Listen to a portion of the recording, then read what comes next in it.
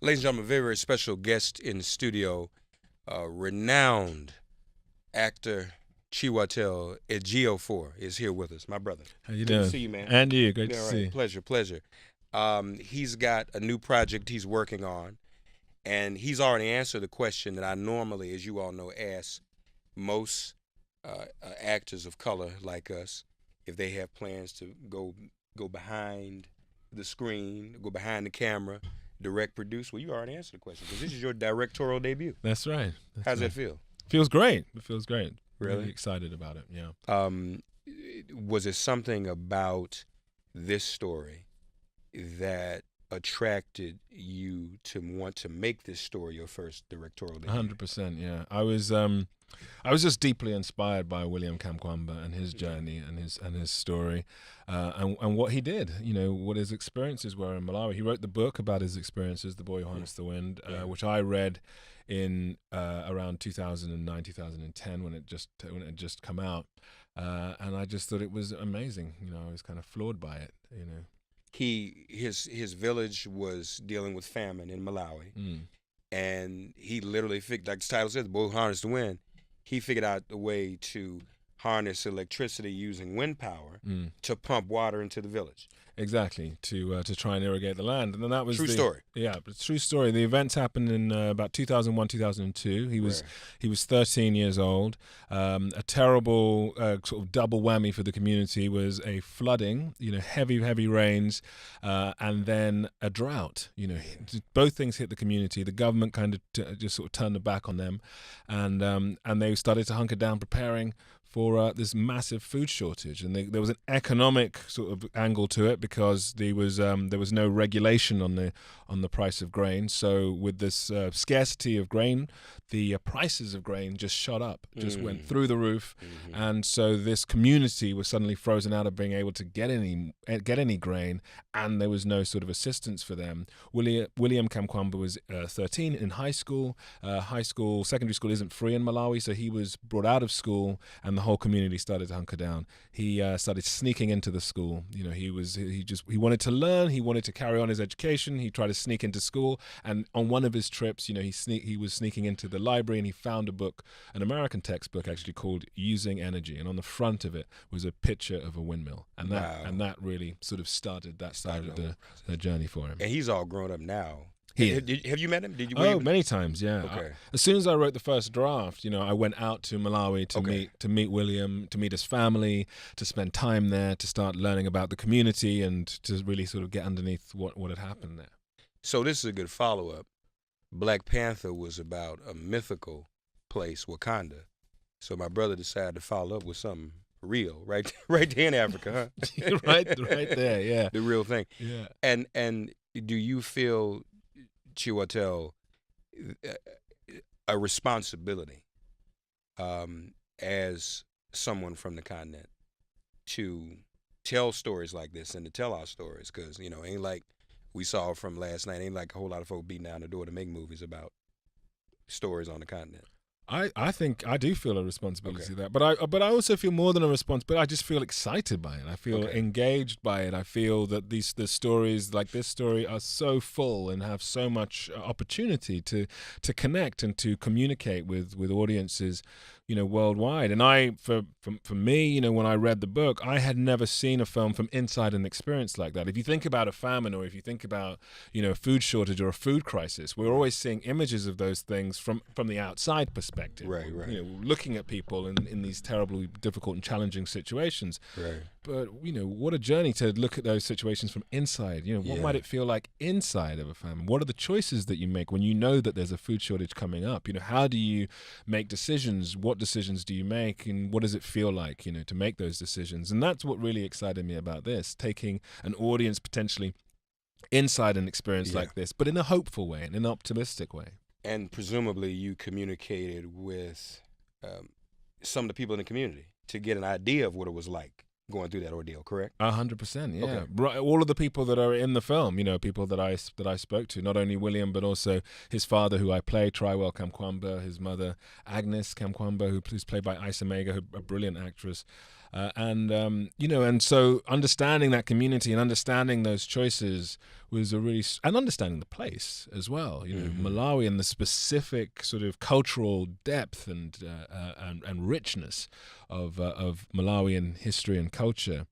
Was a really beautiful part of telling the story. There is no sort of generic Africa, that these are very specific places. Yes, right. They have very, my background is Nigeria, so I know quite a lot about the kind of rural dynamics of Nigeria by just visiting periodically through time, but and understanding that there are some similarities, but there are so many sort of distinctions, and really understanding those distinctions was a part of it. Well, and that's one of the things that you speaking in generic. That's one of the things we have to overcome in terms of the miseducation and the stereotype. Africa is a vast place. You can fit the United States and Europe together within the borders of the continent, and it is a continent, not one country. Too, I think a lot of people get confused. See, Africa, they don't think of it, but these are many different countries. So, like you, as the brother's saying, what you may have witnessed in Nigeria, while there may be some similarities, Malawi is a different country. Yeah. Just like, there are different states here in the United States. So getting a glimpse into that. So basically, being a Nigerian, there were things that you still had to be introduced to in Malawi. Oh, totally. Yeah. 100%. It's a different type of piece. Yeah. This is also a father-son story, isn't it? And not to bring up anything sad, but I should know that I was reading. I was not aware of you lost your father at a young age. Yeah. I was reading that in a piece in The Guardian, and you were saying how there was a connectedness there and attraction to the story because this is a father-son story as well. Yeah, I was, as soon as I read the book, I was trying to sort of think about where I would anchor the screenplay, and it became kind of clear to me that I was interested in anchoring the screenplay around these dynamics, these family dynamics, a father and son, and also his mother and his sister. But that father and son relationship being a very central emotional anchor point for the story, and yeah, of course, that made me reflect on my relationship with my father and the fact that my father passed away when I was so young that I didn't have that generational change, that generational shift with my father. He was always very much the patriarch, very much the older man. Whereas William Kamkwamba and Chiwetel Kamkwamba, William's getting to that age now where he's sort of taking the reins off his father in a way, and then that creates that sort of internal tension and struggle, which I think every generation has with the younger generation. That we obviously feel happy and engaged, with the younger generation often, but there's also that kind of tension of knowing that you're being kind of replaced by this other sense of the world. So that was a kind of tension, and a subtle tension in a way, that I wanted to explore. I'm going through that right now in my own household. Right. My son's 16, voice deeper than mine. Right. I don't get it, And I get as soon, there's the transition. I just wish, he'd be a little bit kinder about it. Right. That's it. Yeah. They don't tend to be say about it. They just. You have kids, man? I don't actually have kids. Okay. But well, you got that to look forward to. I've observed. Yeah, you got that to look forward to. I'm like, man, lower that voice down a couple octaves. Take the bass out. Yeah, right. And he's standing up here. I'm like, so I get it. You lost your father when you were 11? When I was 11, yeah. Yeah. How has that impacted your life and your career?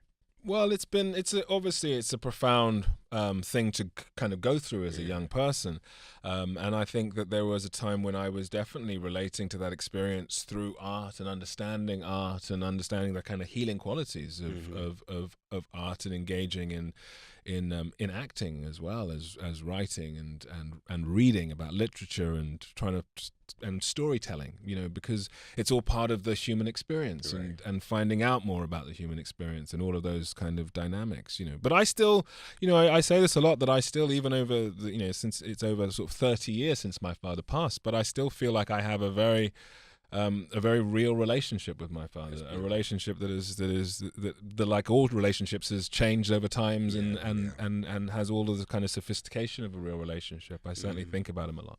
The Boy Who Harnessed the Wind, folks, out on Netflix March 1st. And now some limited theaters too? And limited theaters on March 1st. Okay, so on March 1st, but of course on Netflix, where a lot of it looks like that's where movies are going now, man. Everything's we're gonna be pretty much looking.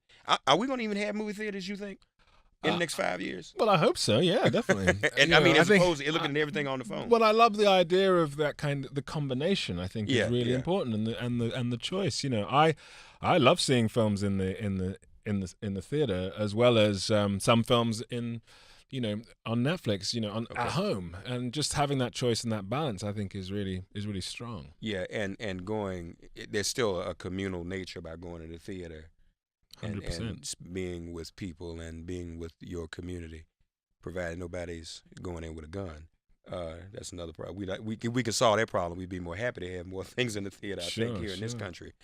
You all don't have that big of a problem back across the pond. No. People shooting up movie theaters. Yeah, we don't have that issue. Where do you live? Do you live there mostly now, or are you here? Yeah, I'm mostly in London. Okay. Yeah. Okay. Yeah. You ever thought about moving here? Or I have. I mean, I've lived in New York. I lived in and I lived in Los Angeles for a period. But there's the pull of home is always there.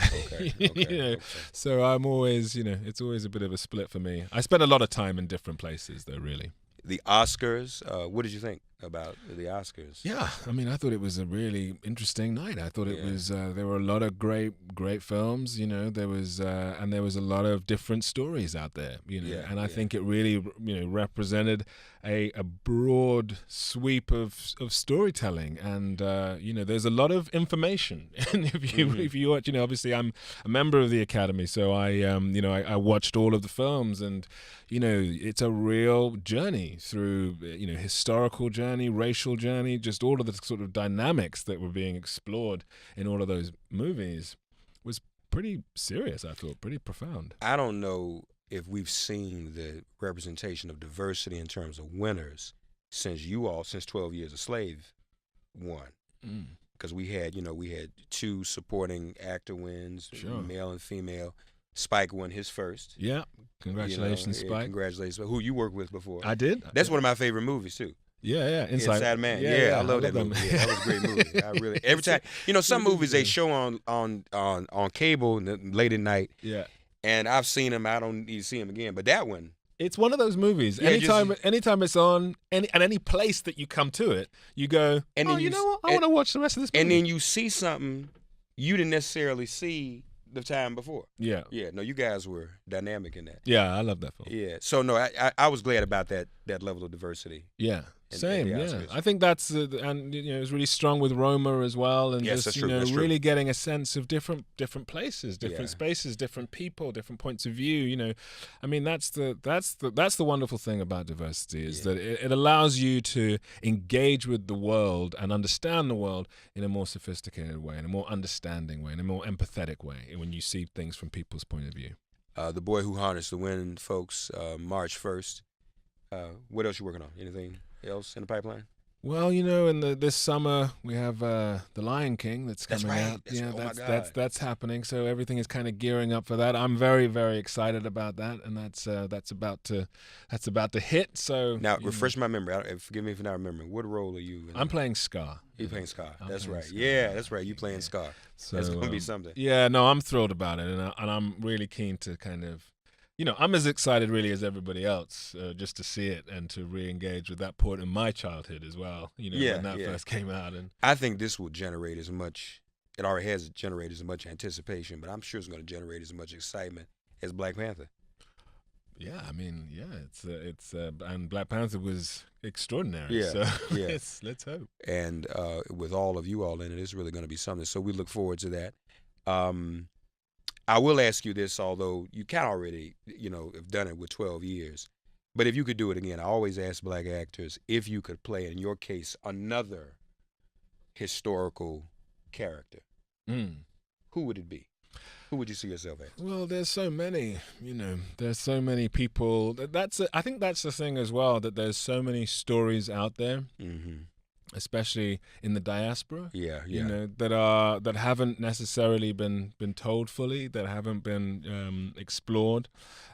So there's no real way of saying just just one person. You know, Mhm, I think mhm. it's just that that's the charge and the challenge of diversity in cinema, is that we can continue to push and uncover all of these different stories and all of their kind of amazing richness and all of the values that they hold. Yeah, no question about it.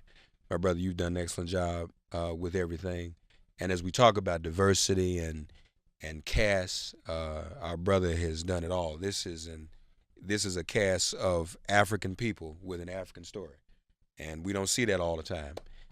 So please check out and support. It's a wonderful film, The Boy Who Harnessed the Wind, the directorial debut of Chiwetel Ejiofor. Congratulations, man. We know we're going to be seeing a lot of other great, great things from you, brother. Thank you. Thank you, man. All right, happy Black History Month to you, too. Thank you, and you. All right, folks, we'll be back. This is MIP.